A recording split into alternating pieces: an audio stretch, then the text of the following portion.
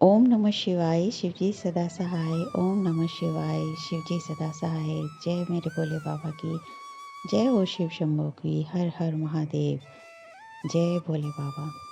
भक्तों, आज हम आपके सम्मुख प्रस्तुत हुए हैं सावन माह के शिवरात्रि व्रत की कथा को लेकर। ये व्रत की कथा इतनी पावन है, इतनी फलदायी है, कैसे ये अपने भक्तों का कल्याण करती है। इस व्रत का पालन करने से क्या शुभ फल की प्राप्ति होती है, इस कथा के माध्यम से हम आपको बताएंगे। ये कथा महादेव ने शिव महाराज ने माता पार्वती को सुनाई थी।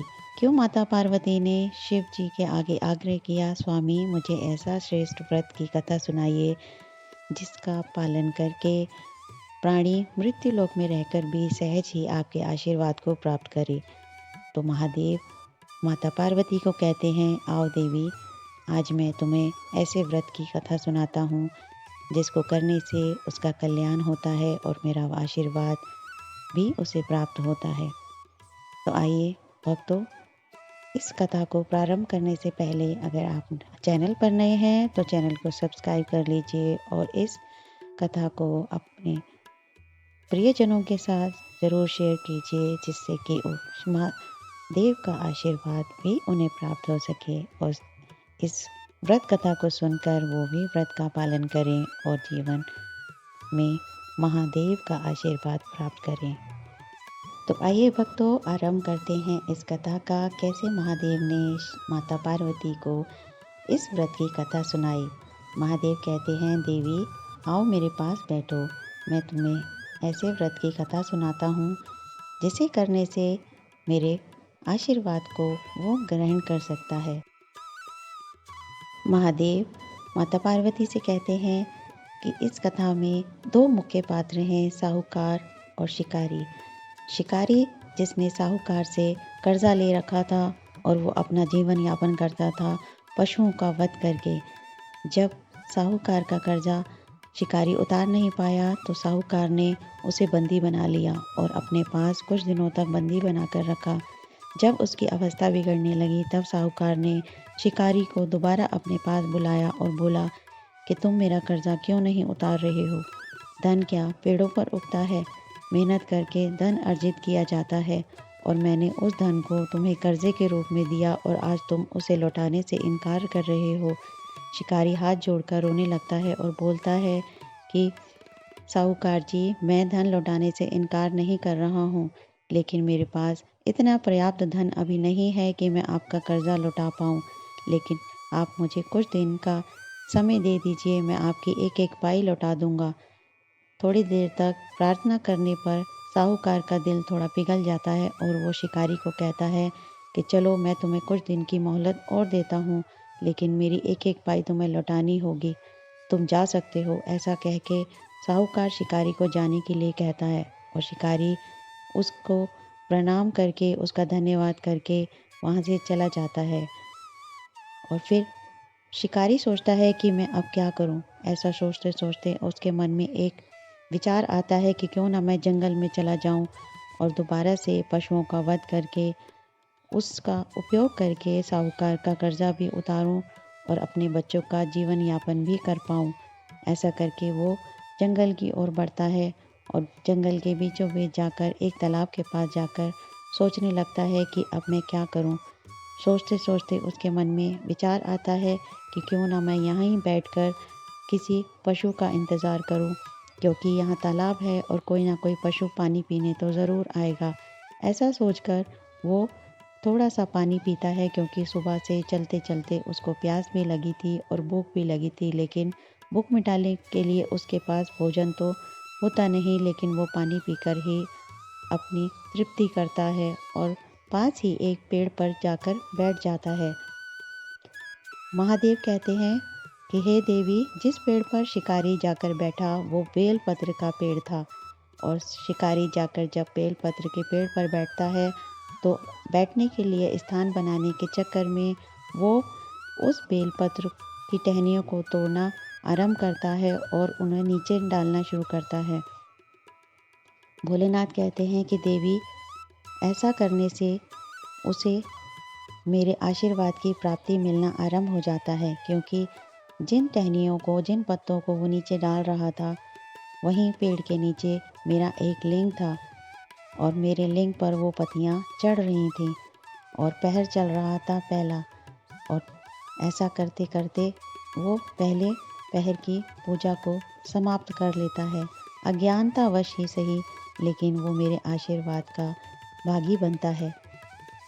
आगे महादेव कहते हैं कि जब वो शिकारी वहाँ पर बैठा हुआ था और ऐसा कर रहा था, तभी एक हिरनी तालाब पर जल पीने के लिए आती है और पत्तों की आवाज़ से शिकारी एकदम से उठ बैठता है और देखता है कि हिरनी तालाब पर पानी पी रही है। उसी समय वो अपना धनुष बाण उठाता है और उसका वध करने के लिए जैसे ही बाण को खींचता है, तभी हिरनी देखती है कि एक शिकारी उसके शिकार के लिए तैयार हो रहा है। तभी वो रोने लगती है और उसके आगे आग्रह करती है कि हे शिकारी, तुम मुझे मत मारो, क्योंकि मैं गर्भवती हूँ, मेरे पेट में मेरा बच्चा है और ऐसा करके अगर तुम मुझे मार दोगे तो मेरा बच्चा भी मेरे पेट में ही मर जाएगा और ऐसा करके तुम एक माँ का दिल दुखाओगे। मुझे मारोगे तो तुम्हें जीव हत्या का पाप भी भोगना पड़ेगा। थोड़ा आग्रह करने पर शिकारी का मन पिघल जाता है और वो हिरनी से कहता है कि मैं अगर तुम्हारा वध नहीं करूँगा तो मैं अपना जीवन यापन कैसे करूँगा। हिरनी कहती है कि चलो, एक मेरी प्रार्थना स्वीकार कर लो, तुम मेरा वध करना चाहते हो कर देना, लेकिन कुछ समय के लिए ठहर जाओ। मेरा बच्चा इस दुनिया में आ जाए, तब मैं स्वतः ही तुम्हारे पास दोबारा आ जाऊंगी। उस बच्चे को जन्म देकर मैं मरने के लिए तैयार हूँ। मैं तुम्हारे पास वापस आऊँगी, बस तुम थोड़ा सा वक्त मुझे दे दो। शिकारी सोचता है कि ऐसा करना कोई गलत भी नहीं होगा और मैं जीव हत्या के पाप से भी बच जाऊंगा, क्योंकि ये खुद ही वध करवाने के लिए वापस मेरे पास आ जाएगी। ऐसा करके शिकारी उसे जाने के लिए कहता है और हिरनी पानी पीकर वापस चली जाती है। फिर शिकारी दोबारा से पेड़ पर चढ़कर बैठ जाता है और पत्ते तोड़कर नीचे फेंकना शुरू कर देता है और इंतज़ार करता है कि चलो, दूसरा कोई प्राणी आएगा, मैं उसका वध करूँगा।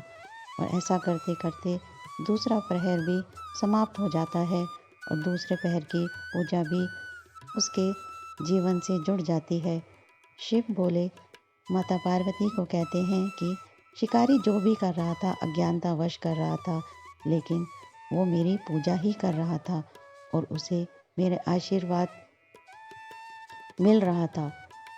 इतने में क्या होता है, शिव बोले कहते हैं पार्वती से कि थोड़ी देर बाद दूसरा पहर जब समाप्त हुआ तो फिर एक हिरनी दोबारा से आती है पानी पीने के लिए अपने बच्चों के साथ और दोबारा से शिकारी धनुष बाण लेकर तैयार होता है। हिरनी देखती है कि शिकारी उनका शिकार करने के लिए धनुष बाण उठा चुका है। वो रोने लगती है और आग्रह करती है शिकारी से कि हे शिकारी, तुम हमें मत मारो, क्योंकि मैं अपने बच्चों को पानी पिलाने के लिए यहाँ पर लेकर आई थी। बस मुझे थोड़ा सा वक्त दे दो, मेरे बच्चों को पानी पीने दो और मुझे इन बच्चों को उनके पिता के पास छोड़कर आने दो। मैं इनको छोड़कर आऊँगी इनके पिता के पास और वापस तुम्हारे पास आ जाऊँगी। तब तुम मेरा वध कर देना और जो भी तुम्हें करना है वो तुम कर लेना। ऐसा कह के उसने लगातार शिकारी के आगे प्रार्थना जारी रखी और लगातार वो बोलती रही कि हमें मत मारना, हमें जाने दो, मैं अपने बच्चों को मरते हुए नहीं देख सकती। ऐसा सुनकर शिकारी का दिल पिघल गया और उसने कहा कि ऐसा करना कोई गलत भी नहीं होगा, क्योंकि मैंने भी तो साहूकार से वक्त मांगा था, मैंने भी तो उसके आगे आग्रह किया था। जब वो मुझे मोहलत दे सकता है तो मैं भी तो एक इंसान हूँ, मैं भी ऐसा कर सकता हूँ। मुझे कोई हक नहीं है किसी की भावनाओं को ठेस पहुँचाने का और मैं इस हिरनी को ज़रूर थोड़ा सा वक्त दूंगा। जब वो मुझसे वादा कर रही है तो ज़रूर ही लौट कर आएगी। ऐसा सोचकर शिकारी ने हिरनी को कहा कि चलो ठीक है, अगर तुम खुद ही वापस आने के लिए तैयार हो तो मुझे कुछ भी इसमें गलत नहीं लग रहा है। तुम जा सकती हो, जाओ। अपने बच्चों को उनके पिता के पास छोड़कर वापस ज़रूर आ जाना, क्योंकि तुमने वादा किया है और मैं इसी वादे के कारण तुम्हें जाने दे रहा हूँ। हिरनी कहती है, धन्यवाद शिकारी जी, मैं अपना वादा ज़रूर निभाऊंगी, मैं ज़रूर लौट कर आऊँगी, बस मैं कुछ ही वक्त में वापस आ जाऊंगी। ऐसा कहकर हिरनी पानी पीकर अपने बच्चों के साथ वहाँ से चली जाती है। शिकारी फिर पेड़ पर जाकर बैठ जाता है और सोचने लगता है कि अभी तक तो मुझे सफलता हासिल नहीं हुई है, लेकिन अब जो भी आएगा प्राणी, मैं उसका वध जरूर कर दूंगा। और जो हिरनियाँ मुझसे वादा करके गई हैं वो तो वापस आ ही जाएंगी, तो आज तो मज़ा ही आ जाएगा। कितना सारा शिकार मैं आज कर पाऊंगा, ऐसा सोचकर वो फिर से बेल पत्रे तोड़ तोड़ कर नीचे फेंकना शुरू करता है। इसी के साथ वो सोच में डूबा होता है और क्या देखता है, थोड़ी देर में एक और हिरनी वहाँ पर पानी पीने के लिए आती है और इस बार वो फूला नहीं समाता। वो सोचता है कि इसे तो मैं मार ही दूंगा और इस बार मैं कोई दया नहीं करने वाला। लेकिन जैसे ही हिरनी शिकारी को देखती है कि वो धनुष बाण उठाकर उसका शिकार की कोशिश कर रहा है, वो हाथ जोड़कर रोने लगती है और बोलती है कि हे शिकारी, आप मुझे मत मारो, मैं एक वियोग में डूबी हुई पत्नी हूँ और मैं अपने पति को ढूंढ रही हूँ। मैं अपने पति से मिलन करना चाहती हूँ और जब तक मैं उससे मिल नहीं लूँगी मेरी आत्मा को शांति नहीं मिलेगी।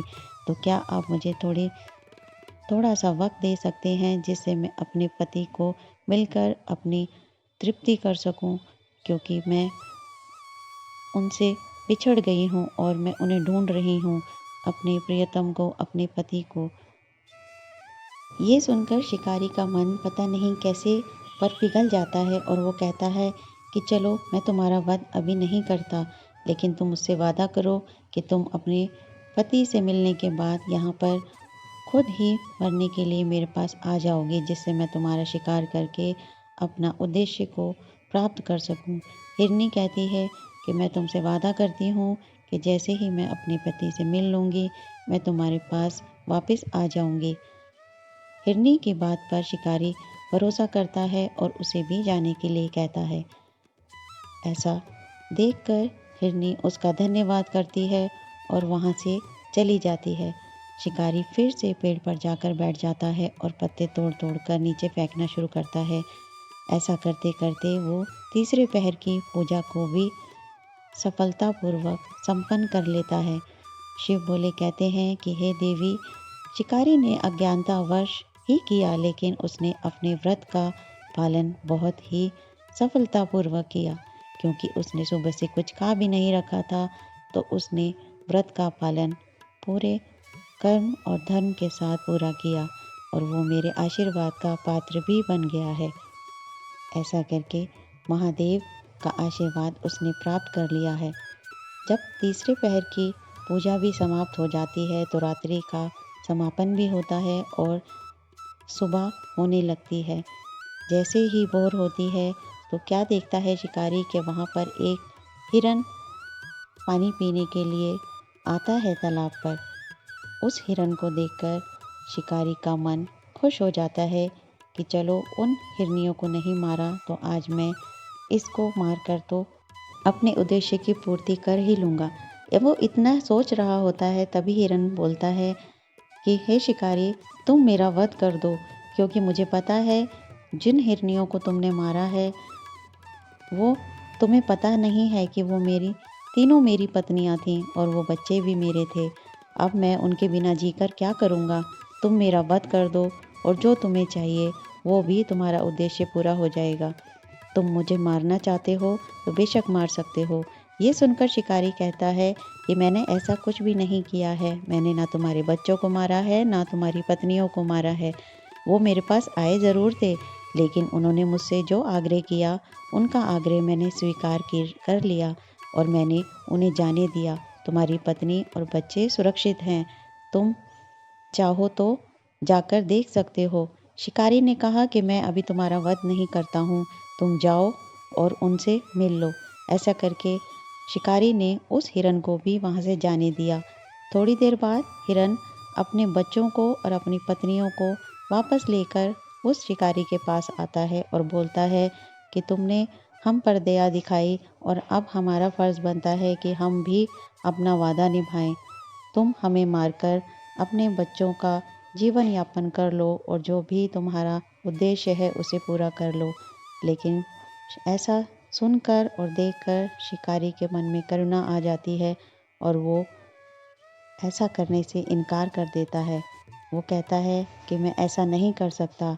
जैसा मैं अपने बच्चों के लिए तड़प रहा हूँ, वैसी तड़पन मैंने तुम्हारे अंदर भी देखी है। जैसे मैं अपने बच्चों का जीवन यापन करने के लिए, अपने उद्देश्य को प्राप्त करने के लिए एक प्राणी का वध करने से भी नहीं कतरा रहा, तो तुम भी तो एक पिता हो, ये हिरनी भी तो एक माता है। मैं माता पिता को दुखी नहीं कर सकता और मैं तुम्हारा शिकार नहीं करूँगा। मैं कुछ और काम करके अपना जीवन यापन कर लूँगा। ऐसा कह के वो हिरन और हिरनी और उनके बच्चों को जाने के लिए कहता है।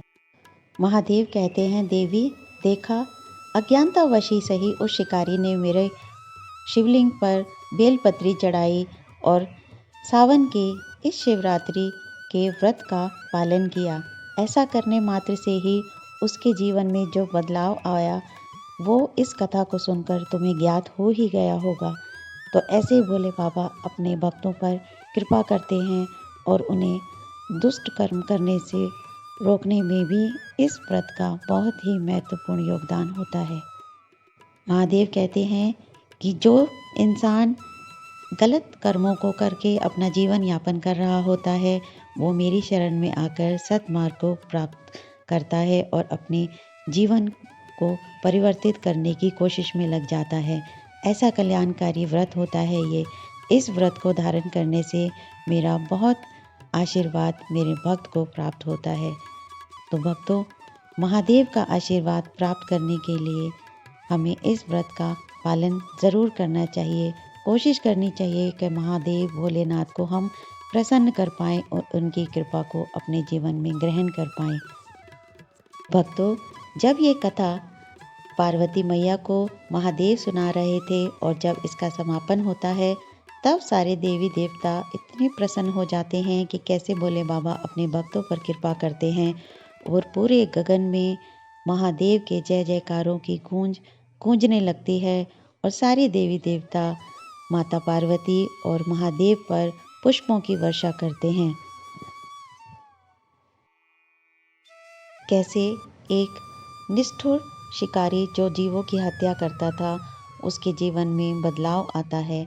चाहे उसने अज्ञानतावश ही किया, लेकिन उसने शिव भोले को प्रसन्न किया और ऐसा करने से उसके जीवन में बहुत ही सुखदायी फलदायी परिवर्तन होता है।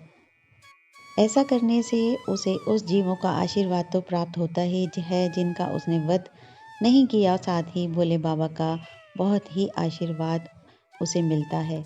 तो ऐसे हैं मेरे भोले बाबा। आगे भोले बाबा माता पार्वती से कहते हैं कि देवी अज्ञानतावश ही सही, अगर कोई भक्त मुझे पूजता है, ध्याता है, तो मेरे आशीर्वाद का वो भागी बन जाता है। मैं उस पर अपनी कृपा सदा बनाए रखता हूँ।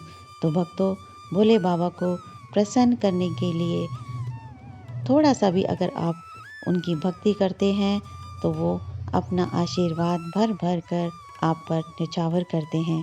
भोले बाबा की जय हो, माता पार्वती की जय हो। हमेशा भोले बाबा अपने भक्तों पर कृपा बनाए रखें।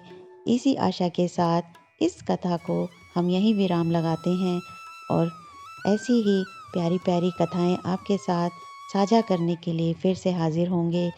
और इसी प्रकार की प्यारी प्यारी कथाएं सुनने के लिए आप हमारे चैनल को सब्सक्राइब कीजिए, अपना आशीर्वाद हमारे साथ बनाए रखिए। उम्मीद करते हैं कि आपको हमारी कोशिश अच्छी लगी होगी। भोले बाबा की जय हो, माता पार्वती की जय हो। सदा अपनी कृपा बनाए रखिए भोले बाबा। हमारी कोशिशों को कामयाब कीजिए, हम पर दया कीजिए, हमें बुरे कर्मों से दूर रखिए और हम पर आशीर्वाद बनाइए कि हम सत्कर्म कर सकें और अपना भी कल्याण करें और दूसरों के कल्याण करने में भी योगदान कर सकें। जय हो भोले बाबा की। जय जय महादेव, हर हर महादेव। जय शंभो, जय भोलेनाथ, जय शिव शंकर।